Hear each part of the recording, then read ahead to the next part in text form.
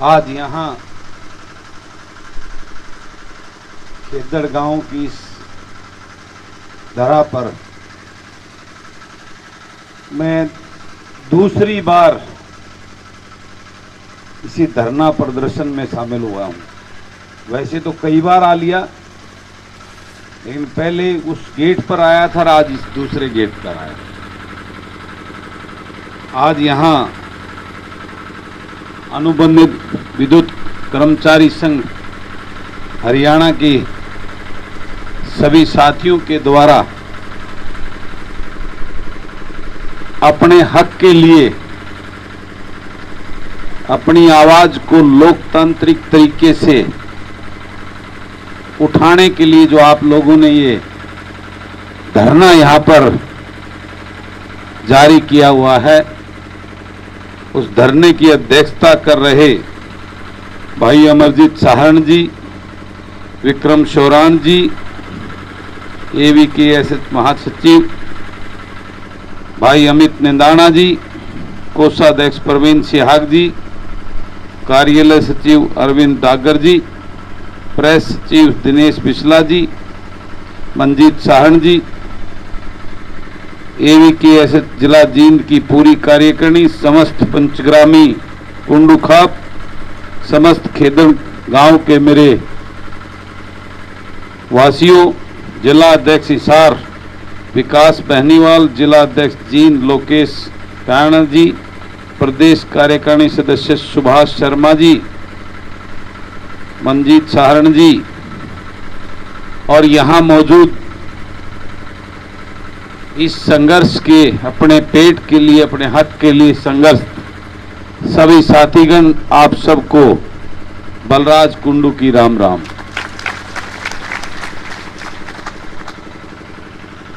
मैं अभी बैठा था यहाँ, ये सामने का आपने ये ऊपर एक होर्डिंग लटका रखा है,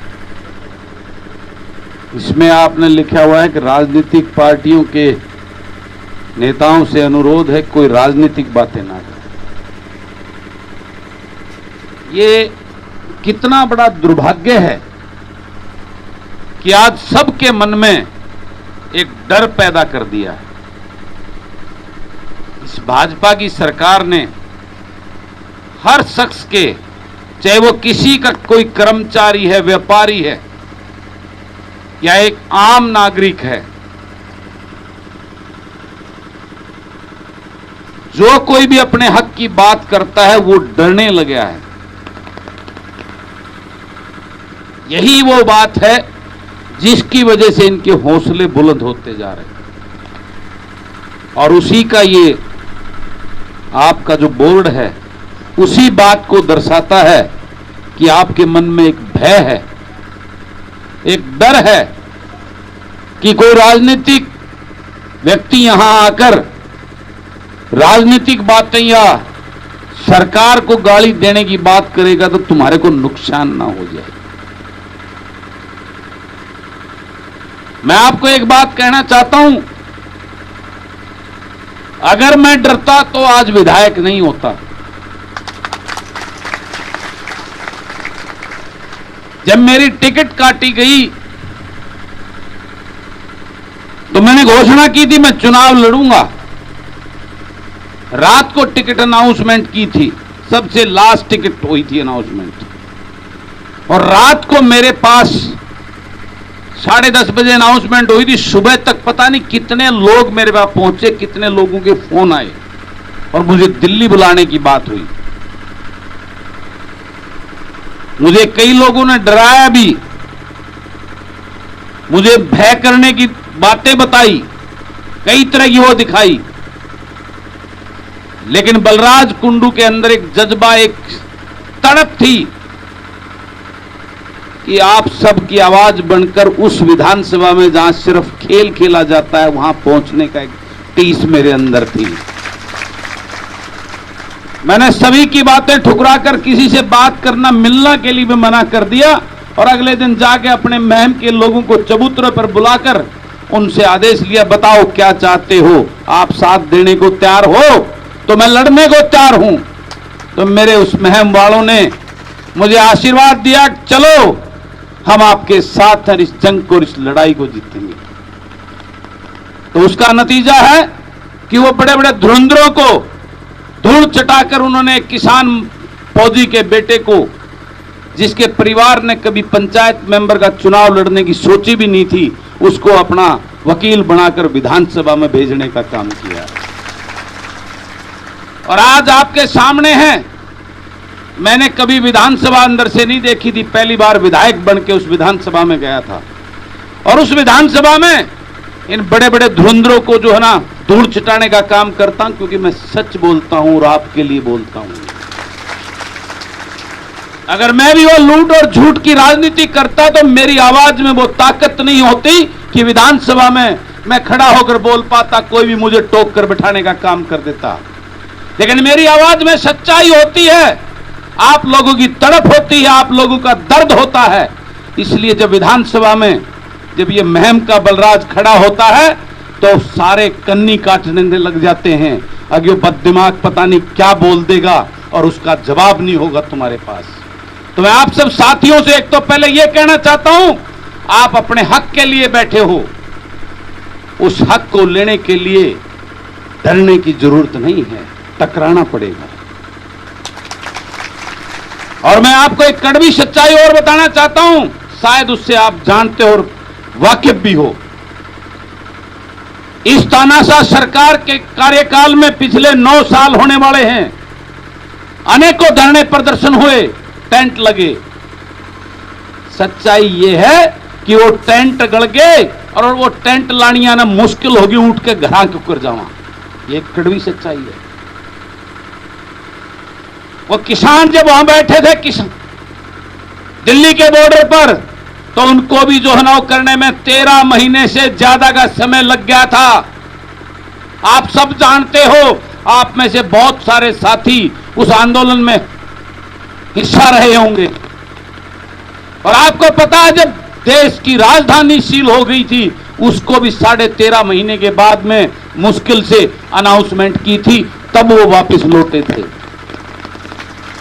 तो आपको अपने हक के लिए उठना होगा।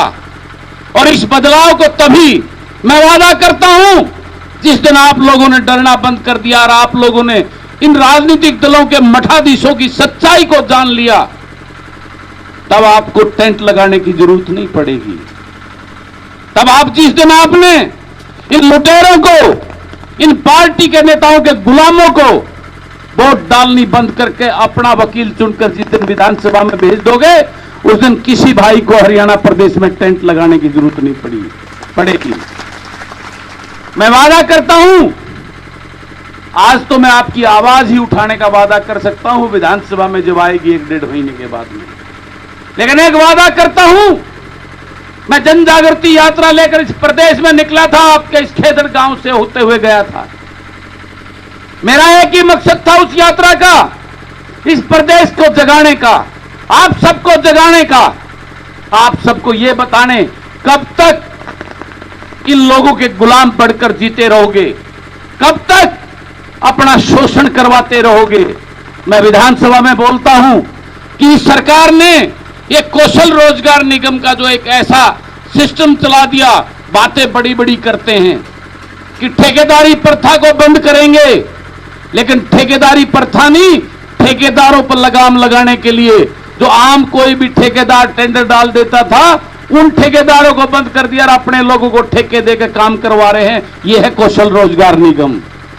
मैंने को ऐसे जानता हूं, रोहतक नगर निगम सारा काम ठेकेदारी प्रथा पे होने लग रहा है। आपके ये थर्मल पावर प्लांट ठेकेदारी प्रथा में चल रहे हैं। मिल्क प्लांट, थर्मल जो मिल्क प्लांट है हमारे, वो ठेकेदारी प्रथा में चल रहे हैं। इतनी लिस्ट है मेरे पास जिसमें इनके अपने लोग, इनके अपने नेता, उनके नुमाइंदे ठेकेदार बनकर इस प्रदेश के युवाओं का शोषण करने का काम कर रहे हैं। कागजों में 9-9, 10-10 हजार रुपए सैलरी दी जाती है और बैक डोर से 3 से 4 हजार, 5 हजार रुपए वापस लेता है वो ठेकेदार। कितना बड़ा शोषण है। मैं कहता हूं आपका गला, आपका पेट काटा जा रहा है और आप चुप बैठे ये बातें लिख रहे हो, राजनीतिक बातें नहीं करे। आपको राजनीतिक बातें करनी होगी। मैं ये बताना चाहता हूं आपको ये सोचना होगा कि आपका वकील जो विधानसभा में दहाड़े, वो वकील आपको चुनने होंगे, तब ये जो है ना व्यवस्था, ये सिस्टम बदलेगा। मैं वादा करता हूं, जिस दिन आप जाग गए, आप सबने कांग्रेस को देख लिया, बीजेपी को देख लिया, अरे लुटेरे इन जेजेपी वालों को देख लिया, आपको उठना होगा और नया आपके अपने बीच का, मेरे जैसी सोच का अपना एक भाई चुनकर विधानसभा में भेजना होगा, जो आपका वकील बनकर पंजों के तान होकर आपकी लड़ाई लड़े। जिस दिन उस विधानसभा में 50-60 बलराज कुंडू के सोच के भाई, अपने वकील, अपने जैसी अपने प्रतिनिधि आपने भेज दिए, उस दिन आपको घर बैठे लेटर मिलेगा, जाओ अपनी नौकरी को कर लेने का काम करो। आपको जागना होगा, आपको उठना होगा इस डर से, तब जाके आपको हक मिलेगा। आपके बच्चों का भविष्य, आपका भविष्य उज्जवल होगा। अन्यथा जिस प्रकार की कार्यशैली इस प्रदेश की सरकार की है, ये चेहरे बदल जाते हैं, व्यवस्था नहीं बदलती। आपको व्यवस्था के लिए उठना होगा। यही एक ललक और ललकार लेकर मैं प्रदेश के अंदर जा रहा हूं, आप सबसे मिल रहा हूं, आपको जगा रहा हूं। जब तक आप नहीं उठोगे, आपका भला नहीं होगा मेरे भाइयों। मैं ये बात बताने आया हूं। मैं कितनी बातें, मेरे को पूरे प्रदेश में नांगल चौधरी से लेकर पंचकुला तक मुझे ज्ञापन दिए, आपने भी मुझे ज्ञापन दिया था। मैंने वो सारे ज्ञापन पूरा एक वो बनाकर, एक उसकी पूरी चिट्ठी बनाकर, पूरा लेटर, और एक एक ज्ञापन का विवरण लिख के उसमें आप लोगों की तकलीफ लिखकर मैंने महामहिम राज्यपाल को दिया, मैंने प्रदेश के मुख्यमंत्री को दिया, प्रदेश के हमारे विधानसभा के स्पीकर को दिया। लेकिन हुआ क्या? सिर्फ टीवी चैनल में चल गया, अखबार की खबर बन गई, इनकी जूनी रेंगती इनके कानों पर। और मैं फिर जाकर, अब विधानसभा होगी, आपके मुद्दे को उठाऊंगा, लेकिन होना क्या है? कुछ नहीं होगा मेरे भाइयों। तो मैं आपको कहना चाहता हूं, आपको ललकार, एक ऐसी हुकार भरनी होगी जो आपके हक के लिए हो, आपके अपने के लिए हो। और जो ये राजनीतिक लुटेरे, इन पार्टियों के गुलाम जो हमारे बीच में छोड़ दिए जाते हैं, और हम पार्टी के नाम पर उन गुलामों को जिताकर विधानसभा में भेज देते हैं, वो गुलाम अपने पार्टी के आकाओं की, नेताओं की पूंछ लाते, उनकी चमचागिरी करते हैं, उनकी जी हुजूरी करते हैं, आपकी चिंता नहीं करते। इस बात पे आपको विचार करना होगा। गलत कह रहा हूं, ठीक कह रहा हूं? बताओ मेरी बात से। हाथ तक थोड़े से उठे भाई, सारे सहमत नहीं हो तो आपको जागना होगा मेरे भाइयों, आप सबको उठना होगा, आप सबको ये एक हुकार भरनी होगी कि अब की बार हम अपने बीच से ऐसे भाई को, जो हमारी तकलीफ और दर्द को जानता हो, जो अपने घर भरने के लिए, हम अपनी संपत्ति अर्जित करने के लिए नहीं, इस प्रदेश को और हमारा आपका खून चूसने के लिए, लूटने के लिए नहीं, आपका सच्चा वकील बनकर आपके हक आपको दिलाने के लिए आपकी लड़ाई लड़े, ऐसे किसी साथी को विधानसभा और लोकसभा में भेजोगे, तब आपको ये तकलीफें नहीं उठानी पड़ेगी। इस बात का वादा करता है ये बलराज कुंडू। ये समस्या इसी वजह से है कि हमारे प्रतिनिधि जिनको हम चुनते हैं, इस वोट को सिर्फ हम यूं मानते हैं कि वोट डालनी है, डाल दो किसी की। जिस दिन हमने इस वोट के महत्व को जान लिया, ये वोट वो है जो हमारे को हमारा हक दिलाती है, जो संविधान ने हमारे को हमारा हक दिया है, वो हक दिलाने का काम करती है ये वोट। वो तब करेगी जब उस सोच का प्रतिनिधि आप चुनोगे। तो मैं आप सबसे आह्वान और निवेदन और अरदास करता हूं मेरे भाइयों, आपको जागना होगा, तभी अन्यथा ये टेंट, मुझे कहते हुए दुख और दर्द है इस बात का, ये टेंट गड़ जाएगा, कुछ हासिल होगा नहीं भाइयों। उसके लिए आपको दृढ़ संकल्प करना होगा। आज यहां ऐसा संकल्प लो जिसकी उस संकल्प की आवाज, आज ऐसी कसमें खाओ अब इन नेताओं को, इन लुटेरों को, लूट और झूठ के इन सौदागरों को इस प्रदेश से उखाड़ कर, इनकी जड़ें उखाड़ कर इनको भेजें, बाहर फेंकेंगे और अपने किसी भाई को, अपने किसी हमदर्द साथी को, अपने उसको चुनकर अपना वकील बनाएंगे। 1 साल बचता है, खड़े हो जाओ वादा करता हूं लुटेरों को बजा दो और मेरे जैसी सोच के किसी भाइयों को लेकर, या बलराज कुंडू विधानसभा में बोलता है चिल्लाता हूं लेकिन अकेला पड़ जाता है, ये बलराज कुंडू। वहां जरूरत है मेरे जैसी सोच के आपके 50-60 वकीलों की, तब वो कानून बनेंगे, वो कानून पास होंगे, ऐसी नीतियां बनेंगी जिससे आपको कभी तकलीफ नहीं होगी, आपके हकों को खाएगा नहीं, आपको कभी धरने प्रदर्शन टेंट लगाकर नहीं बैठना पड़ेगा। ये वादा करता है ये बलराज कुंडू आपको। तो मुझे दर्द है, दुख है, टीस है कि आप लोगों के साथ ये अन्याय हो रहा है। ये बात आज मैं तो विधानसभा में बोलता हूं, आपने सुनी होंगे, देखे होंगे किस प्रकार से एक गरीब के उसका शोषण किया जाता है। आज हमारे बीटेक एमटेक बच्चे 9-10 हजार की नौकरी करते हैं, उसका हर रोज उसकी आत्मा मरती है। ये कौशल रोजगार निगम इस प्रदेश के युवाओं का शोषण करने का ऐसा विभाग खोल दिया है, अब जिसे मेरा प्रदेश का युवा हर रोज उसकी मृत्यु होगी। एमटेक बीटेक एमएड एमए बच्चे कौशल रोजगार में चपड़ासी लगाए जा रहे हैं और ये प्रदेश के मुखिया उस बात को अपनी उपलब्धि गिनाते हैं। इतने हजार बच्चों को कौशल रोजगार में हमने रोजगार दे दिया, जबकि कौशल रोजगार निगम में भी ये उन्हीं को दे रहे हैं जो इनके कार्यकर्ता हैं, इनकी जय बोलते हैं, इनके झंडे उठाते हैं, इनके पोस्टर लगाते हैं, उन लोगों को कौशल रोजगार।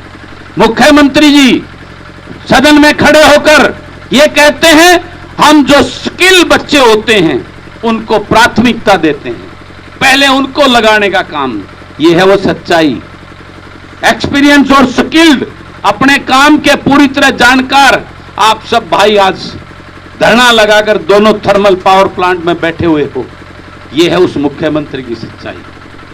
मैंने आपने सुना होगा इस हाउस में मैंने कहा था मुख्यमंत्री जी सदन में खड़ा होकर झूठ मत बोलो, मुख्यमंत्री जी के पद की गरिमा होती है, उसके वर्ड्स की कीमत होती है। जब मुख्यमंत्री सदन में बोलता है वो एक पत्थर की लकीर और एक सच्चाई होती है, लेकिन आप सरेआम झूठ बोलते हो। थोड़ा देखो इस पद की गरिमा को और वो उसकी सच्चाई है। आप बैठे हो, किसी को बताने की जरूरत नहीं है। तो मैं इसलिए आपको कहता हूं आपको जागना होगा, आपको उठना होगा, समय ज्यादा नहीं बचा हुआ है।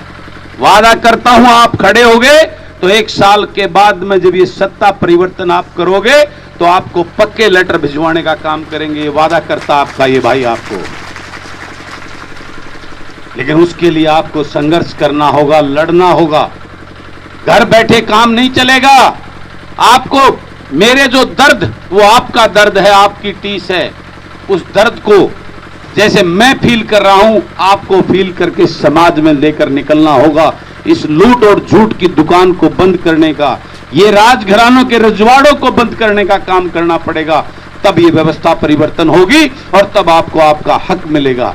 मैं यही कह सकता हूं और आज मैं आपको एक ही वादा करके जा रहा हूं कि अगले हाउस में जब भी हाउस होगा, अभी मैं आपका लेटर मुख्यमंत्री जी को और बिजली मंत्री को लिखूंगा जाके उनको। वैसे तो आपने सबने मुझको बताया है, मैं अपनी तरफ से एक स्ट्रॉन्ग लेटर और आपके इस आज के धरने के बारे में सारी चीजें उनको बताऊंगा और उसके बाद जब भी हाउस आएगा उस हाउस में आपकी आवाज को उठाऊंगा, ये वादा करता हूं आज भी।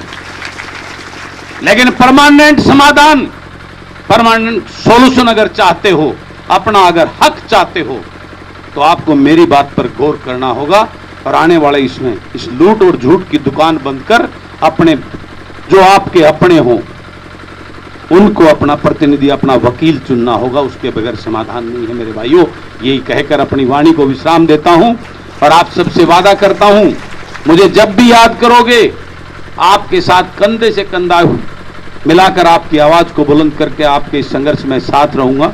यही विश्वास और भरोसा दिलाता हूं और आप सबका धन्यवाद जो आप सबने मुझे यहाँ प्यार से सुना और जाने अनजाने में मेरी कोई बात गलत लगी हो तो मुझे माफ करना। मैं उनका बावड़ा विधायक हूं, लेकिन जो मेरे अंदर दिल जज्बात में जो बातें होती हैं, जो टीस होती है, उसको बोले बगैर मैं रह नहीं पाता हूं।